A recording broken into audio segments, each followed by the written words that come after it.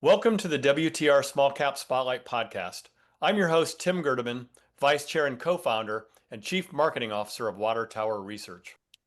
Today, we're joined by Douglas Hineline, Tech Lead and Senior Platform Engineer at ARAI AI, NASDAQ, ticker symbol ARAI. ARAI AI is building infrastructure for the autonomous last mile, also known as ALM era. Its network of ARAI points, which are smart lockers and mini cross docks, serve as secure, asynchronous exchange points connecting drones, ground robots, delivery providers, retailers, and consumers. The company's platform combines a hardware-enabled network as a service with a software layer that includes an ALM marketplace and AI-driven services, with early deployments focused on healthcare before expanding into broader commercial use cases. Also joining is our WTR Equity Research colleague, James Kisner. Good morning, gentlemen. Hello. Doug, for listeners who may not be familiar with Arrive AI, can you give us a quick overview of what the company does and where you're headed? And I always like to ask our guests to provide listeners with a brief overview of their professional backgrounds. Yeah, I'd be happy to. First of all, thanks for having me. It's always fun to talk about what we're doing here at Arrive AI. At its most basic level, Arrive AI is building the future of delivery. We're building a network that enables cooperative robotics in middle and last mile delivery. We're not the drone, we're not the robot, we're the secure endpoint that connects all of those different modalities. When we say arrive point, essentially it's a smart mailbox, a climate controlled, access controlled locker that acts as a cross dock, as you mentioned. And we work with drones, ground robots, and human couriers to enable new package handling capabilities. We're also building what we call the Arrive Point Network, which, as you mentioned at the start, was a network as a service. It's going to allow the horizontal scaling of a new kind of collaborative network that's never really existed before. We're primarily starting in the healthcare and campus point-to-point delivery space, but as time goes on, we will grow into more general logistics and package delivery capabilities. Excellent. With that, I'm going to turn it over to James. All right, thanks. Again, let's go back to your background. I think you spent about 20 years across software engineering, UX, and product and early stage companies. Just kind of what drove you to Arrive AI? What drew you there? And what does your platform team actually kind of own day to day?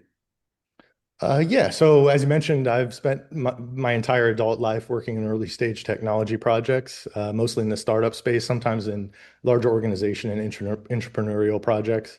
Um, I came to Arrive AI because I realized there was this scrappy and super interesting robotics startup 15 minutes away. I'd never heard of it before, and reached out and started talking to them about their vision. What really attracted me, as I learned more, was we're solving a really interesting and hard set of problems. And it's really hard these days to find a true startup environment that's touching, hardware, complex software, and AI converging in one sort of project. It's sort of if you're a nerd like me, it's sort of the dream project. My team, the platform team, we're kind of building all of the different softwares that are at the heart of the Arrive AI device and platform. That's both the embedded system and the cloud-based distributed network, the platform itself. We do things like application development, system security, the general networking, CI/CD, DevX, infrastructure as code, data pipelines, AI tooling. If it's software, we're working on it. So a little bit of everything, actually. Sounds exciting. I can see why you were drawn there. Let's talk about Arrive Point. Unlike most software companies, your users include both humans and autonomous systems, namely drones and robots. You have interacting with physical infrastructure in the field. Mhm. What makes building that kind of platform fundamentally different, than say a typical tech stack? Well, I think you hit the nail on the head to start with. In our system, we call them actors, but it can be a human being, it can be a drone, it can be several kinds of robots. It can be someone that is a courier for a major carrier.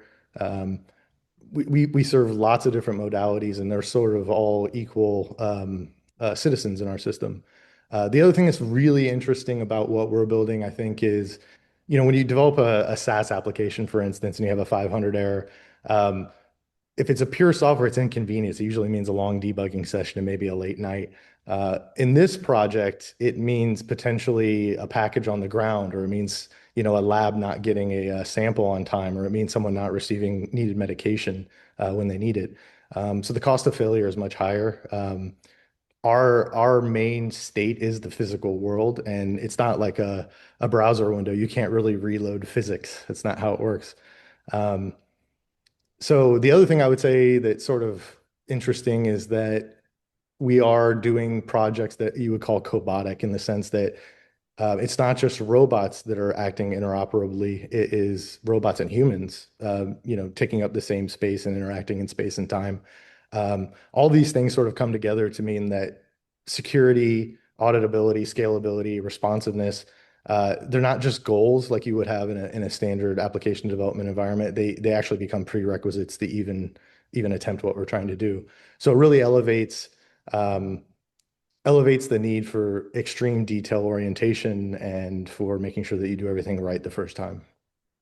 Robotics, it's a new word for me. All right, so you touched on healthcare. I know it's kind of a focus for your early deployments, moving medical samples and pharmaceuticals or chain of custody, really matters. So, at a high level, how does the data coming off those ARAI points actually improve the system over time? Well, so this is at the heart of what my team is doing right now. We're building the next version of our platform, and we are about as AI forward as any organization can get, both in terms of the tools that we use day to day to actually build the product, and in terms of the capabilities of the platform that's going to serve our customers. And data is at the very heart of all of those initiatives. Um, our device essentially is a giant data collection device, as well as a package handling mechanism. So lots of visual data, real-time telemetry, the stack observability for the hardware as well. Each device that we deploy and every delivery that we make is going to provide a very rich tapestry of various kinds of sensory and performance data that we will then bring into our system, and it becomes essentially the pay dirt that allows us to further improve our models, both from a robotics perspective and also from a network perspective. So the actual service delivery that we provide across the network will be informed constantly by new data sets that are coming off our device. That's very exciting. We love, yeah, AI forward companies here at Water Tower. So just let's step back for a second. Why is this becoming possible now? What's changed kind of in the last few years across AI, robotics, or perhaps even infrastructure that makes something like Arrive viable today versus say 5, 10 years ago? Yeah, so I think some of these are pretty obvious from the outside looking in. There are a couple that are less obvious if you're not in the space. I think one of the big ones for us, and we're watching it very closely, is actually a regulatory change. So the FAA Part 108 being finalized hopefully this year, basically moves the beyond visual line of sight for drone providers into a scalable framework. Up until now, it's been very difficult for flight planning and legal reasons to actually run a business like that. That is going to be huge for our industry, and it's going to basically make it, pour gasoline on the fire, as it were. The second is, I would say, generally the development of ever increasing capabilities in the AI and edge compute space, both on the hardware and sort of the solution side. There's a lot of things that we're able to do now at the edge that would have required a substantial footprint in the cloud just a few short years ago. The hardware really is getting that much better in terms of the GPU capabilities that we can put into smaller devices in the field. I would say the third thing is just the general innovation cycle around robotics in general. Um, I really believe, I have a strong conviction that multimodal robotics of various types and form factors are really going to become ubiquitous in the next couple of years. We're already starting to see it in certain municipalities and campus sorts of areas, universities, corporate campuses, things like that. The AMR, AGV kind of robot delivering the pizza is something that you see regularly in those environments. I think those kinds of things are going to become every day in most people's lives, unless they're in, a quite rural area. That combined with the drone capability that's going to start rolling out more widely, is really going to unlock things in a very big way. And I would say the last piece I would add to that is just because of all of those sort of concurrent developments, the market demand is starting to show up in a way that never existed before. It used to be, unless you were a large scale logistics player or you were in medium or fairly heavy manufacturing, you weren't really creating complex robotic solutions because to create a bespoke solution was a major, major capital expense. We have all these players now that are coming out with robotics platforms that are at a much more affordable price that can be leveraged to use in multiple kinds of use cases with very little customization. So you're starting to see more opportunity for people in different industries and verticals to actually bring the technologies to bear in the work they do. Makes sense. Kind of related to chips, and one thing that stood out in the last earnings call was that ARAI joined the NVIDIA Connect program, and your engineers are now working with Blackwell, based systems. For a general audience, what does that actually unlock for you? Like, and how do you think about the balance between AI running the cloud versus at the edge over time? Oh man, how much time do we have, right? So first, let me address the NVIDIA Connect. So we're extremely lucky to have that. In simplest terms, that basically unlocks direct access for us to NVIDIA's expertise in hardware. Um, they give us reference architectures. They allow engineering collaborations, breakout sessions, trainings, basically just lots of things that we need to accelerate the development of AI and computer vision capabilities on the platform we're building. Um, and it's sort of interesting. We're not, I wouldn't say that what we're doing is building sort of foundation models. What we're actually doing is building applied AI, and we're doing it on top of the best-in-class infrastructure. And essentially, that's what NVIDIA provides. You mentioned the cloud versus the edge. Ultimately, the cloud handles the heavy lifting where the network. So anything that's marketplace oriented, that's obviously in the cloud. So things like training on aggregate data, network-wide optimizations, the multi-tenant platform itself. The edge handles what needs to work even when, let's say, the Wi-Fi or the cellular network goes out. So that's things like access control, environmental responsing, handoff verification, signal processing, sensor fusion, all the things that have to happen where the things happen. The trend in general is that intelligence is sort of migrating either to the edge or what they call the near edge. And that's sort of what NVIDIA's specialty is. They've developed most of the technologies that allow these sorts of things to grow, and also the rather expansive software stacks that allow you to leverage that technology. And we're lucky to be into the program, and we're going to avail ourselves of their expertise as much as possible. Great, sounds like a great relationship for you. Right, let's just picture a long-term model, which includes both infrastructure and more software-driven services like optimization and marketplace functionality. I think what management has compared conceptually to something like an AdSense style model. So, from your seat building a platform, like what's the hardest part of turning those ideas into real production-ready systems? Yes, this is, I think, depending on the day and what I'm working on, I'll give you a different answer, perhaps. But generally speaking, I think the gap between a demo and like regulated customers at scale for us is extreme. So the hard parts, I would say, we're building a very large multi-tenant, application that are oftentimes in high security environments or HIPAA environments, for instance. So data provenance and security is something that has to be designed from day one. And it's inside of an application, like I described, where the core device is essentially constantly saturating us in multiple kinds of data. So that would be the first part, is making sure that we're building things secure, stable, and scalable. And then the other thing is reliability and observability. And any kind of IoT system that has a complex use case is a challenge. We have embedded system security. We have the security that all systems have for the transport layer and comm stack stuff. And then the security and network design around the cloud architecture. I don't really see that as particularly novel. It's just the combination of the hardware and the software is a little challenging.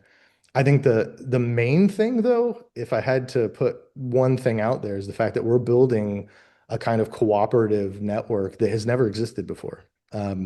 there's lots of people that are in sort of the logistics space in one business or another that have mastered their area of expertise. But what we're describing is something that has never existed. And so the unit economics, the actor behavior, the way that service fulfillment will actually take place in practice once the system is deployed is there's nowhere for us to check our homework. There's no cheat sheet for this. My team's actually working a lot using simulation to try to model exactly how a system like this is going to work and pull insights from that sort of inform how we design certain parts of the system as we go to market. Um, and then I would say the other piece is just the fact that we are building essentially a new marketplace. We are market making in a real sense. So a lot of the things that we have to look at is how does competitive pricing work in our environment? What are the different optimization tasks? Is it throughput or is it staging? How do we incentivize the different system actors to participate? How does settlement work inside of our environment? There's a lot of interesting questions for us to solve. It's those hard problems that help you build a moat, right? Yeah. So you know, ARAI has scaled its engineering team, pretty significantly since you went public. You also talked about, leading the adoption of AI and perhaps agentic tools as well internally. Just from a practical standpoint, what's actually working, what hasn't, when it comes to using these tools to move faster without, sacrificing reliability. Yeah, I think you will find that every modern dev team across the world is suffering through these questions simultaneously right now.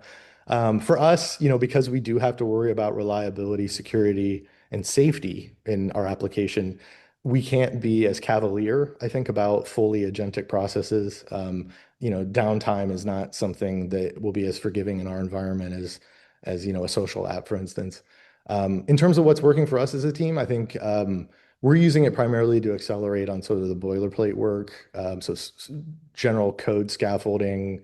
It sort of makes the process of documentation almost an afterthought because the modern AI workflow sort of all flows from a product requirements document.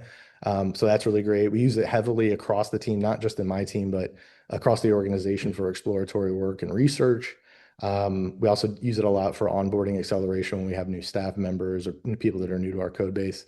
And then the other place I think it really shines is in like early prototype development. So when you just have a proof of concept, it's really easy to sort of vibe code something together. Um, we are finding though that the hype cycle isn't quite matching reality when you're down here in the trench. So there are a couple of areas where we're finding we have to be very careful. And it's part of the reason why we haven't gone to full, no human in the middle kind of agentic chaining just yet as an organization. And that's primarily because we have so much that we have to do around features that involve like chain of custody. Auth security is another big one where they are getting better every day, but it's not at the point yet where we can fully take a person out of the code review process. And then the other one is, like I mentioned before, anytime there's a robotic system where humans are involved, a lot of attention to detail needs to be put in place to make sure that we're following best practices and standards and not introducing, things that could cause problems later. Basically, we've learned to treat AI output as if it was a very junior engineer, right? Like it's like the smartest junior dev you've ever had, who actually makes quite a few mistakes. And one of the problems with the LLMs right now is it's very easy to spot something that's obviously wrong. It's much harder to spot something that's almost right. And so that is the difficulty, I think. And it's just definitely changed the day job of a software engineer where we used to be heads down, flow state coding, technical solutions. Now it's sort of turning everyone into an architect and a code reviewer. So I think the jury's out on how much we'll all love our job in say 18 to 24 months, but yeah, we'll watch it closely. I think the meta lesson for us is that the AI tools do accelerate teams, but the only teams that will be able to successfully avail themselves of that accelerated state are the ones that already had really top-notch engineering practices. And I sort of feel bad for the people that tried to do one without the other. Yeah, I kind of think it's true, not just across coding, but across all kinds of applications among, especially knowledge workers. Certainly, Easy to spot hallucination, not so much the subtle, slightly incorrect thing. Mhm. Okay, so there's a big difference between building a product and building infrastructure. Do you think about Arrive more as a product company or something closer to a network or platform that others build on top of? So this is an interesting one. I would say both. But there's a sequence of events here that is important, and I think especially anyone that's sort of looking at us as a investment opportunity. In the short term, we look like a product company, right? We sell Arrive points and the preliminary version of our network as a service to specific customers with specific applications. And we'll measure our success based on the number of deployments, the number of units delivered, and how many packages or shipments we make, for instance. The long-term value of our company, though, is quite different. The long-term value of our company is as a horizontally scaling network as a service. We will get fractional revenue off of the packages that we help to facilitate the delivery of, as well as many other sources of revenue the longer the time window you look at. Once we get to a large-scale deployment, we have lots of things that we can do in terms of smart city applications, also providing different things to general robotics applications that are sort of sharing the same space as us. So things like wayfinding, monitoring, even things like kinematics, things where just cohabitating with other robotic systems means that a rising tide will lift all ships. So I think long term, we are very much more a network where we're making most of our revenue off of the way that we enable growth in our partners and our customers.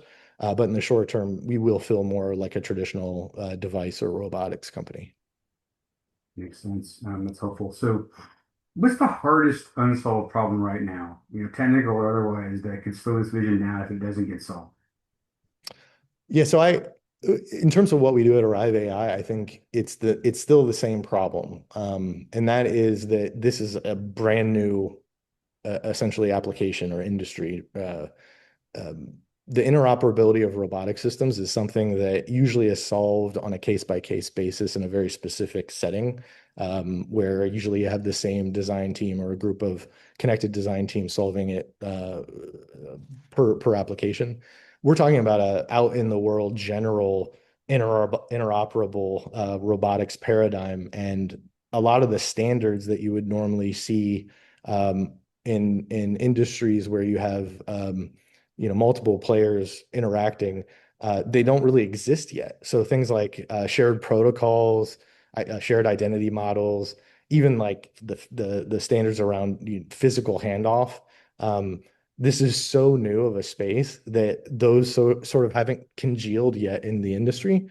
This is one of the things where I think is really exciting to be working on the specific product that we're building first, which is we're going to fit snugly into that problem set and hopefully provide a lot of value to everyone that's trying to figure out how this whole process is going to work. I think we're going to be a really big contributor in the development of standards when you talk about collaborative robotics in the last mile delivery. Operationally, I think the biggest one is just making sure that our reliability at scale is just beyond reproach. I mean, if you think about what 3 or 4 or 5 nines means for like a general SaaS company, you may create some woes for someone on a day or two, and it's not a huge issue. But when you're talking about physical devices, physical packages, and even packages that have either life-saving medication or valuable things in them, even one less nine becomes a very meaningful number, both to our company and to the people we serve. I am very optimistic about our ability to solve all of these problems. We really do have a world-class engineering team now here at Arrive AI. Most of us got hired sort of the last 7 or 8 months, and we're still growing as a team. We have some of the best engineers certainly I've ever worked with in my career, both in software engineering, AI, and robotics. We have SEs, EEs, MEs. We have industrial designers. We have human factors researchers. And it's just a matter of time before we start releasing some things that are really going to change our space, not only our space, but spaces that are directly adjacent, just general interoperable sort of robotics in general. Great. So, last one before I hand it back to Tim here. Just from a technology standpoint, for the investors that are following the story, like what are the key signals or milestones that would kind of tell you this platform is really starting to work at scale, say over the next 12 to 18 months? Yeah, so I think the 12 to 18 months, obviously as they say, hardware is hard. So timescales and hardware are always a difficult thing to contend with. I would say the next 12 months in particular, I'd watch for us to start doing more deployments in the healthcare and maybe even light manufacturing kind of environments, slowly scaling up the amount of early partners we have in that space and customers we have in that space. I would say as you start to look past sort of the 12-month mark into 18, maybe even 2 years, you'll start seeing us announce partnerships with different carriers, robot vendors, logistics providers, people in sort of those adjacent industries, doing both active integrations, but also partnering with us to work on solutions for the robotic challenges that they're facing. And this basically will signal that we've kind of landed, as it were. And you'll also start to see us, announcing more of our reliability and uptime metrics that will basically show that we're undoubtedly a world-class technology platform. I think the other thing is just to watch. It's kind of a self-reinforcing cycle, a virtue when we'll start to deploy more of our units. We'll get more data. The data will improve the platform, and then that improved platform will drive more deployments. I mean, it's the age-old process of developing a great product that people actually need and want. So I would say stay tuned. The future is very bright for Arrive AI. We are developing some really innovative stuff, and I think it really is going to change the world in a very beneficial way. Awesome. We'll definitely be watching here at Water Tower. Thanks. That's a very exciting story. And Yeah. I'll pass it back to Tim for closing comments. Thanks, James. Douglas, thanks for joining us today to discuss Arrive AI and your very interesting business model. There's a lot going on. It sounds like a very active year ahead for you, so best wishes. Yeah, thank you for having me. Thank you for listening, and don't forget to subscribe, as well as visiting www.watertowerresearch.com to stay up to speed on the company's small cap written research reports, podcasts, fireside chats, industry-specific symposiums, and conference schedules. We will see you next time for another edition of the WTR Small Cap Spotlight podcast. Finally, a special thanks to the producer and editor of the podcast, Krista Fitzpatrick.